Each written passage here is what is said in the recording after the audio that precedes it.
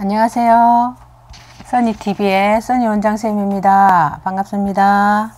자, 오늘은 제가 하버드 행동력 수업이라는 책을 가지고 나왔습니다.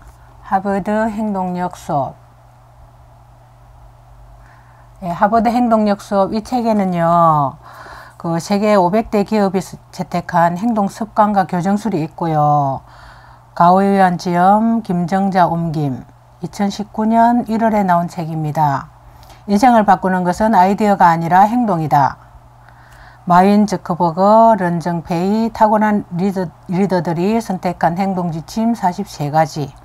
무엇을 아는가가 아니라 무엇을 하는가가 당신의 인생을 결정한다. 당신을 아이디어만 넘치는 공상파에서 변화를 만들어내는 행동파로 거듭나게 하는 행동 지침이다. 자, 가오유안 여기 필자는요, 동서양을 아우르는 잠재력 개발 분야의 대가이자 중국의 베스트셀러 작가이기도 합니다. 세계적인 자기개발 성공학자인 테일 카네기, 나폴레온 힐, 토니 로빈스, 지거 지글러, 나이팅게일 등의 사상과 이론을 개성했고요. 출간될 때마다 중국의 최대 온라인 서점 당당왕에서 최고의 책으로 선정되었습니다. 총 8장으로 구성되어 있고요. 그 주제들만 한번 읽어보겠습니다. 자, 제1장은요. 당신의 행동을 가로막는 5가지 장벽이 있다고 합니다. 거기서 여러 가지가 있는데 생각과 완벽주의, 이루는 습관, 두려움, 가부화 이런 정도로 있고요. 그 다음에 2장에서는 정보의 홍수에서 빠져나올 정보가 너무 많으면 좀 헷갈린다고 합니다. 그래서 단순화하기라는 것이 나와 있네요. 그 다음에 3장에서는 불필요한 생각은 과감히 지워라. 불필요한 생각은 과감히 지우고 필요한 것에 집중하라는 뜻인 것 같습니다. 자, 그 다음에 긍정적 자기암시, 잘 될 거야 하면서 너무 잘 될 거야에 집착하지 말고 벗어나라고 하네요. 그런 내용이 있고요. 5장에서는 반완벽주의, 목표의 100%를 달성하려고 하지 말고 어느 정도만 달성하라고 합니다. 그 다음에 6장에서는 불완전한 상황에서도 일단 행동하라. 행동이 먼저라고 하네요. 그래야 생각도 따를 수 있고 모든 게 같이 따라준다고 합니다. 자, 7장에서는 시간의 틈을 발견하고 활용하라. 시간의 중요함, 시간의 활용 방법에 대해서 나와 있습니다. 자, 그 다음에 8장에서는요. 앞으로 나아갈 용기가 필요하다고 하네요. 성공한 사람들을 참고하되 나의 길을 가라. 나만의 길을 찾으라고 하는 뜻인 것 같습니다. 자, 여기서 보면 자세하게 좀 나와 있고요. 제가 했던 1장부터 8장까지 그 내용들이 자세하게 나와 있습니다. 근데 그 추천글에서 조금 인상 깊은 글이 있어서 제가 한번 읽어 드리겠습니다. 이 책은 성공을 위한 비법서가 아니다. 치열한 경쟁 사회에서 살아남으려면 어떤 무기가 필요한지를 알려주는 책이다. 저자 가오유안은 잠재력 개발과 자기개발의 분야에서 전문가로 단순하게 생각하기와 실천하기를 강조했다. 즉, 집에 가만히 틀어박혀 성공으로 가는 지름길에 대해 생각만 하고 있는 것보다 과감하게 밖으로 나아가 현실과 부딪히는 게 낫다는 얘기다. 그러려면 허황된 꿈을 쫓을 게 아니라 실현 가능한 목표를 세운 뒤 구체적인 실천 방법을 떠올릴 수 있어야 한다라고 적혀 있습니다. 자, 그 다음에 머리도 좋고 아는 것도 많은데 별다른 성과를 이루지 못했다면 그 원인이 무엇인지 곰곰이 생각해 봐야 한다. 사람은 누구나 열심히 공부하고 일해서 삶의 질을 높이고 세상에 업적을 남기길 원한다. 하지만 그런 삶을 사는 것은 말처럼 쉬운 일이 아니다. 아무리 재능이 뛰어난 사람도 꿈을 이루는 과정에서 수많은 난관을 만나기 때문이다. 라고 하네요. 이때 어떤 사람들은 남들은 쉽게 하는데 왜 나는 안 될까라는 생각에 빠져 환경을 탓한다. 또 문제의 원인을 직장 상사나 동료, 친구, 가족, 타인에게도 찾기도 한다. 저자는 이런 현상이 사회적 병폐로 자리 잡았다고 꼬집는다. 정보의 양이 폭발적으로 늘어나고 생활 리듬이 점점 빨라지면서 생각할 거리 역시 많아졌다. 동시에 생각은 많지만 행동으로 옮기기는 귀찮아하는 사람들도 늘어나고 있다. 그들은 현실에 안주하는 것을 원치 않으면서도 상황을 바꾸려 노력하지 않는다. 저자는 이런 사람들을 가리켜 방구석 공상가라고 지칭한다. 방구석 공상가들은 하루아침에 벼락부자가 되는 법은 없을까 같은 호황된 생각에 빠져 산다. 그렇다면 어떻게 해야 머릿속에 있는 생각을 행동으로 끄집어낼 수 있을까? 시중에는 행동력을 강조하는 수많은 책이 있지만 대부분 목표를 설정하고 실천하는 방법에 대해서는 모호한 말로 얼버무린다.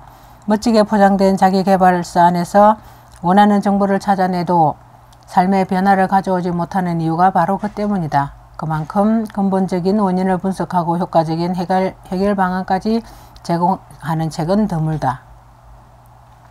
하지만 이 책은 상상을 현실로 만드는 방법과 머릿속 지식을 실제 세계에서 구현하는 방법을 알려준다. 이로써 독자가 현재 봉착한 문제를 스스로 해결하도록 돕는다. 무언가를 꼭 해야 한다고 강요하거나 다그치지 않고 합리적인 근거를 바탕으로 설득하고 이해시킨다. 저자는 무엇을 아느냐보다 무엇을 할 수 있느냐가 더 중요하다고 말한다. 이는 저자가 하버드 행동력 수업을 통해 수년간 강조해온 것이기도 하다. 독자들은 이 책에 담긴 경험과 지혜를 통해 꼭 필요한 해답을 얻길 바란다. 라고 하네요. 리 웨이원이라는 사람이 썼습니다. 이 사람도 베스트셀러 전문 작가고요. 이 책을 읽고 그 추천서를 썼다고 하네요. 자, 그 다음에 제가 좋은 문장을 한번 읽어보겠습니다. 칭찬을 한 몸에 받으며 살아온 사람들일수록 자기의 행동력을 확인해 볼 기회가 적다. 그렇죠. 칭찬을 계속 받으면 자기 자신을 잘 모를 수가 있다는 이야기인 것 같습니다. 실패하고 좌절했을 때도 주변 사람들의 위로를 받느라 문제의 근본적인 원인을 따져볼 여유가 없기 때문이라고 하네요. 10년 전 나는 우수사원 명단과 함께 다음과 같은 세 문장을 회사 게시판에 붙인 적이 있다라고 합니다. 그 세 문장을 제가 한번 읽어보겠습니다. 나는 인정받는 엘리트인데 왜 항상 뜻대로 되지 않을까? 열심히 노력했는데 성공하지 못한 이유는 무엇일까? 다른 사람들은 모두 꿈을 이뤘는데 왜 나만 제자리 걸음일까? 이 세 가지 질문은 직원들이 사기를 올리는데 큰 역할을 했다. 게시판을 본 직원들은 왜 나는 저들처럼 될 수 없을까? 문제의 근본적인 원인이 무엇일까를 고민하기 시작했다. 그리고 얼마 후 내가 행동력 강의를 시작했을 때 나 역시 학생들을 위해 이 세 가지 질문을 풀어야 했다. 자, 이 책은 그 강의에서 핵심만 뽑아 정리한 것이다. 나는 심리학, 잠재의식, 행동규칙의 관점에서 나의 경험을 분석함으로써 사고력과 행동력을 높이는 비법을 공유하고자 한다라고 적혔습니다. 굉장히 그 확신에 찬 그런 어떤 강의 내용들을 가지고 그 피드백을 받으면서 좋은 경험을 했던 것 같습니다. 그것을 책으로 옮긴 것 같네요. 자, 멀리 있는 탐스러운 사과보다 가까이에 있는 사과부터 따라. 여기에 사과 스토리가 나와서 제가 한번 읽어볼게요. 나는 베이징에 있을 때 이벤트 중 하나로 사과 따기 대회를 개최한 적이 있다. 마침 가수원의 사과나무에서는 탐스러운 사과가 주렁주렁 열려 있었다. 참가자 30명이었는데 지켜야 할 규칙은 간단했다. 사과를 가장 많이 딴 사람이 승리하게 되며 부상은 캘리포니아에 있는 디즈니랜드 자유이용권 2장이었다. 나는 흥미를 가지고 참가자들을 관찰했다. 한 참가자는 손에 닿는 거리의 사과는 놔두고 나무를 타고 올라가 높은 곳에 있는 크고 빨갛게 잘 익은 사과를 따려고 애썼다. 그러자 옆에 있던 다른 참가자가 이번 대회에서 중요한 건 사과의 크기와 색깔이 아니라 개수라고 알려주었다. 하지만 그는 여전히 높은 곳의 사과를 포기하지 않았고 급기야 나무가지가 부러지는 바람에 낙상하고 말았다. 그는 가장 크고 빨간 사과를 따기 위해 부상하는 대가를 치르는 것이다. 반면 가장 아래쪽 가지에 달린 사과와 바닥에 떨어진 사과를 바구니에 쓸어 담는 참가자도 있었다. 그런 다음 한 손에는 바구니, 다른 한 손에는 의자를 들고 다니며 의자를 밟고 올라가 손에 겨우 닿는 것만 땄다. 이런 방식으로 그는 나무 하나에 3분씩만 머물렀다. 그가 우승을 차지한 것은 두말할 필요도 없다. 우리의 꿈은 사과나무에 열린 사과와 같다. 원대한 꿈은 가장 높은 곳에 매달린 크고 탐스러운 사과처럼 사람들을 유혹한다. 페이스북의 마크 저커버그, 하이웨이의 런정페이, 알리바바의 마윈 같은 성공을 이루고 싶지 않은 사람이 어디 있겠는가. 대학을 졸업하고 회사에 들어간 사람들은 1, 2년 안에 고속 승진을 하고 사장의 신임을 받아 고액 연봉자가 되기를 바란다. 하지만 그런 꿈은 현실과 동떨어져 있어서 이루기 어렵다. 꿈을 이루는 방법을 안다고 해도 단기간 내에는 불가능하다. 그러니 목표 때문에 절대 서두를 필요는 없다. 나는 평소에도 조급해야 하지 않기 위해 다음과 같이 생각하려고 노력한다. 자, 목표를 설정하고 구체적인 계획을 세우되 단기간에 이루려고 하지 말자. 자, 매일 쉬지 않고 행동해야 한다고 자신있게 압박하되 지나친 압박은 자제하자. 현재 가장 중요한 건 쉬운 목표를 달성하는 것이지 최종 목표를 달성하는 것은 아니다. 가까이에 있어서 따기 쉬운 사과는 현실적인 꿈이다. 비록 가장 높은 곳에 열린 탐스러운 사과만큼 매력적이지는 않지만 그 사과를 따면서 조금씩 성장해 나가면 된다. 이렇게 눈앞에 보이는 손쉬운 일을 먼저 하면서 조금씩 앞으로 나아가다 보면 언젠가는 원하는 목적지에 다다를 것이다. 라고 적혔습니다.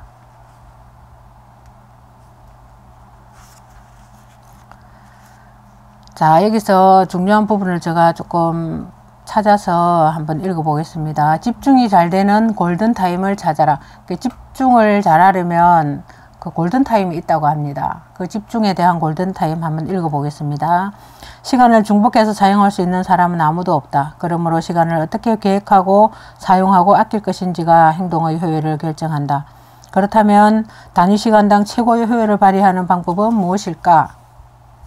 바로 골든타임을 이용해서 중요한 일을 하는 것이다. 라고 나와 있네요. 그 골든타임은 각자의 그 자리에서 조금씩 자투리 시간을 이용한다는 것으로 적혀 있고요. 그 다음에 가장 효율적인 게 아침 10시와 오후 4시, 3시, 4시 이렇게 적혀 있더라고요. 그거를 여러분도 한번 기회가 되면 꼭 이 책을 한번 읽어보셨으면 좋겠습니다. 굉장히 유용한 그런 내용들이 많이 있습니다. 자, 그 집중에 대해서 제가 또 중요하게 읽었던 부분이 한번 있어서 제가 한번 읽어볼게요. 자, 25분 동안 온전히 집중하는 훈련이라는 게 여기 제가 처음 보는 내용이 있어서 조금 흥미롭게 읽었던 것 같습니다. 예전에 내 강의를 들은 한 수강생이 말했다. 막리를 시작할 때는 첫사랑에 빠진 것 같았는데 시간이 흐르면서 점차 권태기로 접어들었어요. 시간은 살인마처럼 일에 대한 흥미를 모두 말살해버렸어요. 일에 계속 집중하는 건 생각만큼 쉬운 일이 아니다. 집중력을 강화하고 업무 효율을 높이기 위해서는 어떻게 해야 할까? 가장 중요한 방법 중 하나가 바로 시간을 쪼개서 사용하는 포모도로 시간관리법이라고 합니다. 포모도로 시간관리법. 포모도로는 영어인데요. 포모도로는 토마토를 뜻하는 이탈리아인데, 이탈리아라고 하네요. 요리할 때 쓰는 토마토 모양의 타이어에서 착안하여 만들어졌다라고 합니다. 거기에 대해서 잠깐 설명해 드릴게요. 자, 포모도로 시간관리법은 미시적인 관점에서 시간을 분배하고 관리하여 시간 단위당 효율을 높이는 방법이다. 먼저 1시간을 25분씩으로 쪼갭니다. 이를 포모도로 시간이라고 부른다. 이 25분 동안 한 가지 일에 집중하되 중간에 휴식 없이 일해야 한다. 25분이 지나면 몇 분간 쉬었다가 다시 25분간 일을 반복한다. 이 패턴을 일이 끝날 때까지 반복하는 것이다. 포모도로 시간관리법의 원칙과 주의사항을 정리하면 다음과 같다라고 하네요. 자, 포모도로 시간관리법의 원칙. 자, 처음에 계획 세우기, 그 다음에 휴식 시간 갖기. 아까 이야기했죠. 그 휴식 시간을 꼭 가지라고 했고요. 그 다음에 이어서 하라고 했죠. 순서대로 하기, 점진적으로 일하기. 자, 그 다음에 25분을 숙지하기, 포모도로 시간 동안 온전히 집중하기. 여기 중요한 것 같습니다. 25분 동안 불필요한 행동을 한다면 그 시간을 무효로 다시 시작한다. 이것은 정신을 집중하지 못한 데에 따른 페널티다. 포모도로 시간이 중간에 깨지면 휴식이라는 보상은 없으며 바로 다시 새로운 포모도로 시간을 시작한다라고 적혔습니다. 업무에 활용하기. 이것을 업무에 활용하면 굉장히 유용하다고 합니다. 그 다음에 시간과 비교하지 않기, 목적을 정확하게 인지하기, 뭐 이런 것도 나와 있습니다. 중간에 일을 해야 할 때는, 자, 잠깐 한번 읽어볼게요. 어떤 식으로 하는지. 포모도로 시간 중에서 다른 일을 해야 하는 특수한 상황이 발생할 수도 있겠죠. 그럴 때는 바로 중단하고요. 1분밖에 남지 않은 상황이라도 다른 일을 먼저 한 뒤에 포모도로 시간을 다시 시작한다. 그때 포모도로 시간을 중단하고 남은 시간을 이어서 계산해야 한다. 이렇게 함으로써 시간 규칙을 엄수하는 좋은 습관을 키울 수 있다라고 합니다.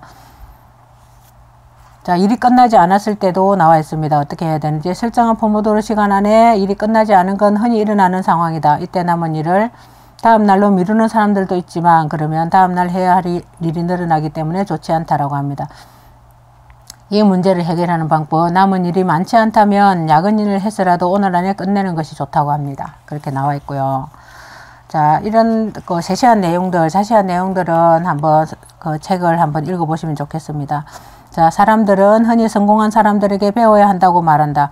그들에게 우리가 배워야 할 것은 단 하나다. 어떤 상황에서도 긍정적인 태도를 취하는 것. 위기가 찾아왔을 때 그것을 문제로 볼지 기회로 볼지는 전부 마음먹기 달려있다 라고 나와 있습니다. 그렇죠. 모두 다 어떤 그런 상황에서, 위기적인 상황에서도 그렇고 문제가 발생했을 때도 그렇고 그거는 본인만의 어떤 그런 마음먹기에 달려있는 것 같습니다. 자, 여기까지 하겠습니다. 지금까지 시청해 주신 여러분 감사합니다. 다음에 또 만나요. 안녕히 계세요.